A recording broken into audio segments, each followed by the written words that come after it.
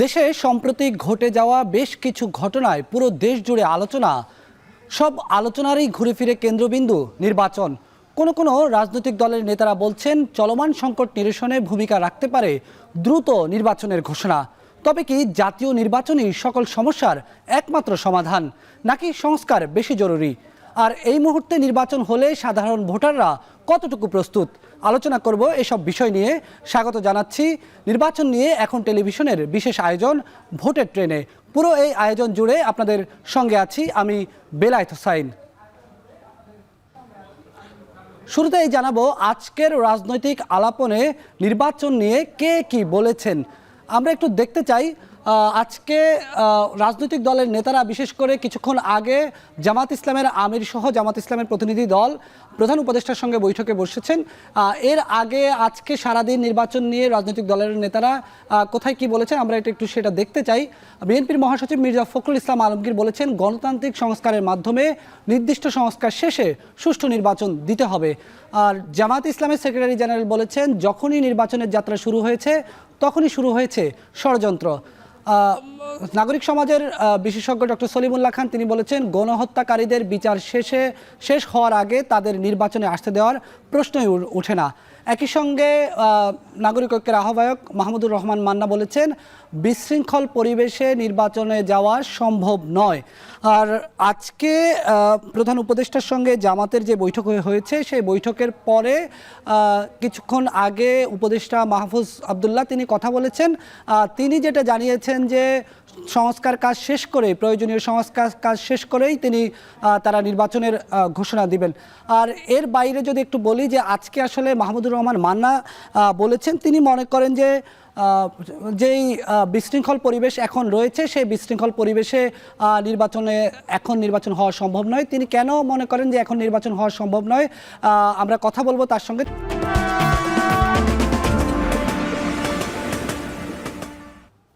স্বাগত আরও একবার, দেখছেন ভোটের ট্রেন। নাগরিক ঐক্যের আহ্বায়ক মাহমুদুর রহমান মান্না বলেছেন সেনাবাহিনী দিয়ে কখনোই দেশের অভ্যন্তরীণ শৃঙ্খলা ঠিক করা সম্ভব নয়। পুলিশ যতক্ষণ পর্যন্ত ঠিক না হচ্ছে ততক্ষণ পর্যন্ত শৃঙ্খলা ফিরে আসবে না।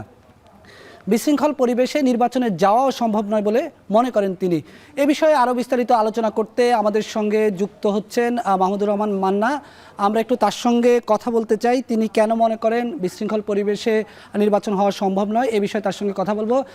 মান্না ভাই, আপনাকে স্বাগত জানাচ্ছি ভোটের ট্রেনে। আপনার কাছে প্রশ্ন, আপনি আজকে নির্বাচন নিয়ে কথা বলেছেন যে বর্তমানে যে পরিস্থিতি চলছে সেই পরিস্থিতিতে নির্বাচন হওয়া সম্ভব নয়, যদি এ বিষয়ে আরেকটু বিস্তারিত আমাদেরকে জানান, বলেন।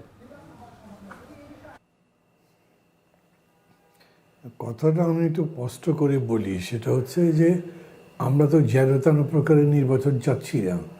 আমরা চাই এমন একটা নির্বাচন যেটা সবার কাছে গ্রহণযোগ্য হয়, এমন একটা নির্বাচন যে নির্বাচনের উপরে দাঁড়িয়ে আসলে গণতন্ত্রের একটা ভিত্তি, একটা সৌধ নির্মাণ করা যায়। সেই রকম নির্বাচন করবার জন্যে পুলিশ বাহিনী হতে হবে জনগণের বান্ধব, পুলিশ বাহিনী হতে হবে নির্বাচন তথা গণতন্ত্রের প্রতি অঙ্গীকারাবদ্ধ। এখন পর্যন্ত পুলিশ বাহিনী সেরকম শেপে আসেনি। পুলিশ এখনও ধরেন থানাতে বসে থাকে, তারা কোনো প্রোঅ্যাক্টিভ তো নয়, এমনকি অ্যাক্টিভও নয়। তাদের কাছে মামলা নিয়ে গেলে, কোনো কমপ্লেন্ট দিয়ে গেলে, কোনো তদন্তের অনুরোধ করলে কোনোটাই তারা সেরকম করে করছে না।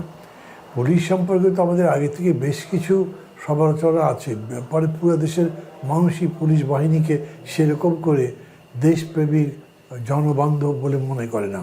তার প্রেক্ষিতে আমি বলছি ইন্টারনাল ডিসিপ্লিনের জন্য তো আর্মি তৈরি নয়, ইন্টারনাল ডিসিপ্লিনের জন্য অবশ্যই পুলিশকে রাখবে। অর্থাৎ পুলিশকে যদি আমরা ওরকম করে, এটা একটা সংস্কার প্রসঙ্গে আলোচনা ছিল, অতএব সংস্কার করে পুলিশ বাহিনীকে সেই জায়গায় দিলেই কেবল কাঙ্ক্ষিত ভোট হওয়া সম্ভব, তা না হলে সেটা হওয়া সম্ভব নয়, এটা বলেছি।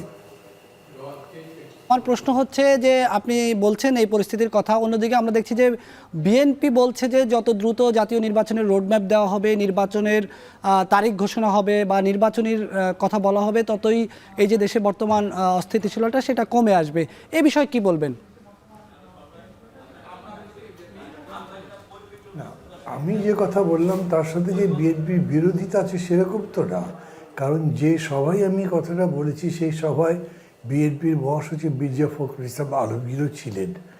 ওনারাও যেটা সংস্কারের কথা আছে সেটা বলেন, পুলিশের সংস্কারের কথা বলেন। আমি যেরকম করে বলেছি পুলিশ বা অভ্যন্তরীণ বাহিনীগুলোর সংস্কার এরকম করেই তারা বলেন, কিন্তু তারা এটা মনে করেন যে এটা দ্রুত করে রোডম্যাপ দেওয়া উচিত। তাহলে দেশে যে বিশৃঙ্খলাগুলো হচ্ছে, যেমন ধরেন গত 2-3 দিন ধরে যা হয়েছে, ছাত্র গোলমাল, ছাত্রর সাথে অন্যদের গোলমাল, এবং শেষ পর্যন্ত বিভিন্ন দাবি দাওয়া নিয়ে অন্যান্য অংশেরও বিভিন্ন পেশার লোকজনের আন্দোলন, যেটা সরকার অনেক সময় হয়তো নিয়ন্ত্রণ করতে পারছে না, এবং সর্বশেষ যেটা চট্টগ্রামে হয়েছে, এটা একটা খুবই অ্যালার্মিং সিচুয়েশন।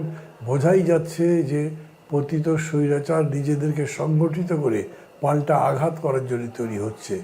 ইসকন যে কাজগুলো করেছে এবং ওটার প্রেক্ষিতে ভারতের পক্ষ থেকেও যেরকম বক্তব্য দেওয়া হয়েছে, সেটাতে আমাদের সতর্ক সজাগ হওয়া উচিত। এই প্রেক্ষিতে তারা মনে করে একটা গণতান্ত্রিক সরকার যদি হয়, যেটা আমরাও মনে করি, গণতান্ত্রিক সরকার যদি হয় তাহলে সেই সরকারের যে কর্তৃত্ব দাঁড়ায়, একটা অন্তর্বর্তীকালীন সরকারে হয়তো সেই কর্তৃত্ব দাঁড়ায় না। অতএব যত তাড়াতাড়ি নির্বাচন হয়, দায়টা যদি নির্বাচিত সরকারের হাতে যায়, তার মানে জনগণের উপর যায়, জনগণকে সাথে নিয়ে সেই সমস্ত দায় নিভাতে পারে। এই জন্যে তারা এই কথা বলছে দ্রুত রোডম্যাপ দেওয়া উচিত। দ্রুত রোডম্যাপ দেওয়ার ব্যাপারে আমাদেরও কিন্তু কোনো বিরোধিতা নাই, তবে আমরা তড়িঘড়ি করে নির্বাচন করে যেন তার প্রকার এইটা বানা করছি, এটাতে বিএনপির কোনো আপত্তি আছে বলে আমি মনে করি না। মানে ভাই, বিএনপি কিন্তু আবার জাতীয় ঐক্যের কথাও বলছেন। আমরা দেখছি 5 তারিখের আগে রাজনৈতিক দলগুলো সহ দেশের সব শ্রেণী পেশার মানুষ যেভাবে এক হয়ে আওয়ামী লীগের বিরুদ্ধে রাস্তায় নেমেছে, 5 তারিখের পরে পরিস্থিতিটা একেবারে বলা যায় পাল্টে গেছে। বিভিন্ন রাজনৈতিক দলের মধ্যে মতানৈক্য শুরু হয়েছে, বিভিন্ন ছাত্রদের সঙ্গে অন্যদের মতানৈক্য শুরু হয়েছে, উপদেষ্টা পরিষদের সঙ্গে অনেকের মতের মিল হচ্ছে না। সেই জায়গায় এখন এই মুহূর্তে যে জাতীয় ঐক্যের ব্যাপারে জোর দেওয়া হচ্ছে, সেটা এখন কতটুকু সম্ভব, আর যদি সম্ভব হয় সেটা আসলে কিভাবে করা যায়? না, সেটা সম্ভব তো বটেই। ধরেন যে অনৈক্যের কথা বা মতানৈক্যের কথা আপনি বললেন, সেটা এত বড় নয়। যে সমস্ত ইস্যুতে এরকম হয়েছে সেটা কীরকম, ধরেন রাষ্ট্রপতির ব্যাপারে তার থাকা না থাকা, তাকে বিদায় করে দেওয়া, এটা এমন তো কোনো কিছু নয় একেবারে নিষ্পত্তি করা যাবে না। একইভাবে হ্যাঁ, আওয়ামী লীগ নিয়েও তাদের মধ্যে মতানৈক্য হয়েছে। আর ছাত্ররা বিশেষ করে মনে করে যে আওয়ামী লীগকে এরকম সুযোগ দেওয়া উচিত না। তাদের অনেকেই মনে করেন যে তাদের রাজনৈতিকভাবে নিষিদ্ধ ঘোষণা করা উচিত। সরকার এখনও সেই নীতিতে যায়নি, কিন্তু সরকার আওয়ামী লীগ আগের স্বরূপে, আগের রূপে ফিরে আসুক, আগের মতো বিশৃঙ্খলা করুক, নির্বাচনে বিঘ্ন সৃষ্টি করতে পারুক, সেরকম কোনো সুযোগ দেবে না। তারা বলছেন আমরা মামলা করব, বিচার করব, অপরাধীদের শাস্তি দেব, যত দ্রুত এটা করব তার ফলে আওয়ামী লীগ অনেকটা মার্জিনালাইজ হয়ে যাবে এবং তারা শাস্তি পাওয়ার পরে শক্তিহীন হয়ে পড়বে। তারা পাল্টা প্রতিবিপ্লব করবার মতো শক্তি রাখবে না। বিষয়টা আলটিমেটলি এক জায়গাতেই দাঁড়ায়। এরা আইনগতভাবে নিষেধ করতে চাচ্ছে না, আর ওরা বলছে না আইনগতভাবে নিষেধ করবে। এইরকম ধরেন বিভিন্ন ছোট ছোট বিষয়ে, প্রশাসনিক অন্যান্য বিষয়ে হয়তো বিতর্ক আছে। সেরকম তো কিছু কিছু বিষয়ে আমরাও মনে করি। যেমন আমরা মনে করি, আমি আমার কথা বলছি, ধরেন এই প্রথম আলোর সামনে যেরকম করে মৌলবাদীরা গরু জবাই করলো, এটা নিশ্চয়ই কোনো ভালো কাজ হয়নি। সরকার কি জানতো না তারা গরু জবাই কি বন্ধ করতে পারতো না? আমি মনে করি সরকারের জানবার কথা। ইন্টেলিজেন্স তার ডাকে তেল দিয়ে ঘুমায় না, তারা জানতে পারে এবং সে অনুযায়ী তারা এটা বন্ধ করতে পারে, কিন্তু সেরকম কোনো উদ্যোগ দেখিনি। আপনাকে ধন্যবাদ মাহমুদুর রহমান মান্না, আপনি আমাদের সঙ্গে যুক্ত হয়ে কথা বলেছেন দেশের বর্তমান পরিস্থিতি এবং নির্বাচন নিয়ে। আমাদের সঙ্গে এতক্ষণ যুক্ত ছিলেন নাগরিক ঐক্যের আহ্বায়ক মাহমুদুর রহমান মান্না। তিনি যেটি বলছিলেন যে এই মুহূর্তে যে পরিবেশ, সেই পরিবেশে পুলিশকে পুরোপুরি কাজে ফেরানো, পুলিশ বাহিনীতে শৃঙ্খলা না আনা পর্যন্ত নির্বাচনের রোডম্যাপ কিংবা নির্বাচনের আয়োজন করা কোনোভাবেই ঠিক হবে না। সংসদীয় আসনের পরিক্রমায় আজ জানাবো ঠাকুরগাঁও 3 আসন সম্পর্কে। আসনটি জাতীয় সংসদের 5 নম্বর আসন। জাতীয় সংসদের এই 5 নম্বর আসন ঠাকুরগাঁও 3 আসন ঠাকুরগাঁয়ের পীরগঞ্জ, রানীশঙ্কল পৌরসভা সহ 6 ইউনিয়ন নিয়ে গঠিত। এই আসনটিতে ভোটার সংখ্যা 3,44,360 জন, পুরুষ ভোটার 1,74,970 জন এবং নারী ভোটার 1,69,390 জন। আমরা ঠাকুরগাঁও 3 আসন নিয়ে কথা বলছিলাম। এর আগে গতকাল আমরা ঠাকুরগাঁও 2 আসন নিয়ে কথা বলেছি, এর পরের দিন আমরা আরও একটি সংসদীয় আসন নিয়ে কথা বলবো। তবে আজকে আমরা জানবো ঠাকুরগাঁও 3 আসনের মানুষ, ভোটাররা, সেখানকার যারা রাজনৈতিক কর্মী, রাজনৈতিক নেতা নেত্রী আছেন, তারা আসলে নির্বাচনের হালচাল নিয়ে কি বলছেন, সেখানকার গ্রামে গঞ্জে চায়ের আড্ডায় নির্বাচন নিয়ে কি আলোচনা হচ্ছে সেটা আমরা জানবো। এবং সেটা জানার জন্য আমাদের সঙ্গে কিছুক্ষণের মধ্যে যুক্ত হবেন সহকর্মী আমিরুল বাপ্পি। আমরা বাপ্পির সঙ্গে একটু কথা বলতে চাই। বাপ্পি, আপনি নিশ্চয়ই আমাদের ঠাকুরগাঁও জেলা ঘুরেছেন, সেখানকার চায়ের আড্ডায়, চায়ের দোকানে নানা ধরনের নির্বাচন নিয়ে আলোচনা হচ্ছে, বা বিভিন্ন জায়গায় নির্বাচন নিয়ে যে আলোচনাগুলো হচ্ছে, কি আলোচনা হচ্ছে, এই যে দেশের বর্তমান পরিস্থিতি, এই পরিস্থিতিটাকে তারা কিভাবে দেখছে? একদিকে সংস্কারের আলোচনা, অন্যদিকে নির্বাচনের আলোচনা, আরেকদিকে আইনশৃঙ্খলা পরিস্থিতিকে স্বাভাবিক করার আলোচনা। কি বলছেন ঠাকুরগাঁও 3 আসনের মানুষ?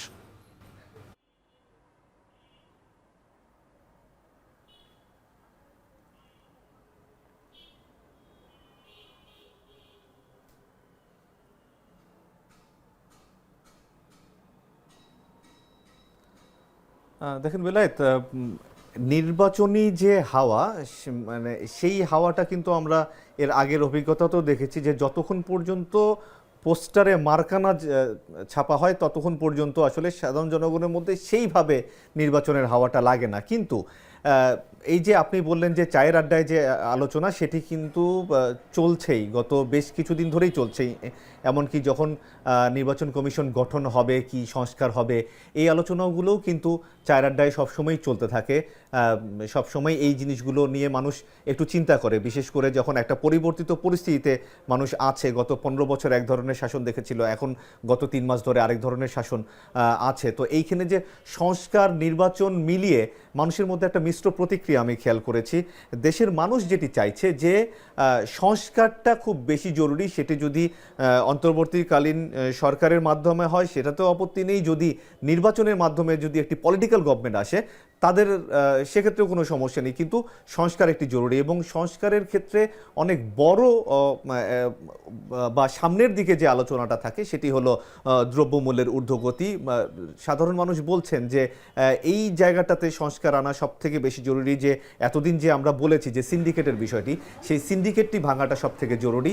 আর একদম নির্বাচন নিয়ে একদম স্পেসিফিকলি আলোচনা যদি হয়, সেটি হচ্ছে যে রাজনৈতিক দলগুলো আছে তাদের মধ্যে, তারা আমি যেটি দেখেছি যে একদম ইউনিয়ন পর্যায়ে, পাড়ায়, মহল্লায়, ওয়ার্ড পর্যায়ে চলে যাচ্ছেন এবং সেখানকার যারা জনগণ আছে তাদের সাথে যে জনসংযোগের যে বিষয়টি, সেটি তারা এখন থেকেই শুরু করে দিয়েছেন। আমি দু একটি রাজনৈতিক দলের নেতাদের, স্থানীয় নেতাদের সাথে কথা বলে যেটি জেনেছি যে তারা এখন থেকেই মানুষকে যে পরবর্তী যে নির্বাচন আছে সেই নির্বাচনের সচেতনতা বিষয়ক আলোচনাগুলো করছে। তো সব মিলিয়ে এখনো পর্যন্ত সেভাবে না হলেও নির্বাচনের আলোচনা চলছে। বেলায়েত, ধন্যবাদ বাপ্পি। আমাদের সঙ্গে যুক্ত ছিলেন সহকর্মী আমিরুল বাপ্পি। ঠাকুরগাঁও 3 আসন সম্পর্কে বলছিলেন, সেখানকার মানুষ ভোট নিয়ে কি আলোচনা করছে, নির্বাচন নিয়ে কে আলোচনা করছে, এই মুহূর্তে দেশের রাজনৈতিক পরিস্থিতি নিয়ে কি আলোচনা করছে, সেটি তিনি আমাদেরকে জানাচ্ছিলেন। দর্শক, আজকে সারাদিন ভোটের কি পরিস্থিতি, নির্বাচন নিয়ে সারা দেশে কি ঘটেছে, রাজনৈতিক অঙ্গনে কি ঘটেছে, উপদেষ্টা মহলে কি ঘটেছে, আমরা সেটা নিয়ে আলোচনা করলাম। তো এই ছিল আজকের ভোটের ট্রেনের আয়োজন। সাথে থাকার জন্য ধন্যবাদ।